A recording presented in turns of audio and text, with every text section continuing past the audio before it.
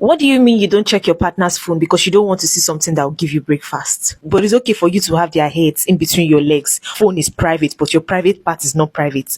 Do you check your partner's phone? And if you don't, why?